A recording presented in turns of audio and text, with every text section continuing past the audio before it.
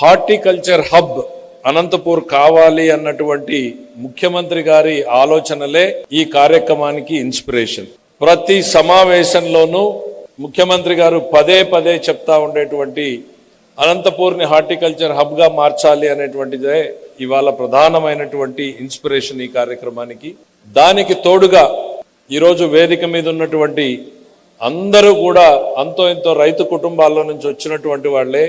చాలా మంది రీసెర్చ్ చేసినప్పుడు ఏం అడుగుతా ఉంటారంటే, మారుతున్నటువంటి వాతావరణ పరిస్థితుల్ని తట్టుకుని నిలబడేటువంటి వంగడాలను లేక విత్తనాలను మొక్కలను డెవలప్ చేయండి అని రీసెర్చ్ అడుగుతూ ఉంటారు.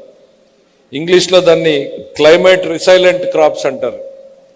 కానీ ఈ జిల్లాలో ప్రకృతి శాపాన్ని కోపాన్ని తట్టుకుని నిలబడినటువంటి రైతున్నాడు అనేటువంటిది ఈ సందర్భంగా నేను గుర్తు చేయదలుచుకున్నా.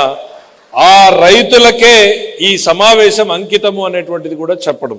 భిన్న వాతావరణ పరిస్థితులను ఆటుపోట్లను తట్టుకుని కష్టాలను నష్టాలను అధిగమించి ప్రకృతితో అనునిత్యం పోరాటం చేస్తున్నటువంటి అనంతపురం జిల్లా రైతాంగానికి ఈ హార్టికల్చర్ కాన్క్లేవ్ అనేటువంటిది అంకితం.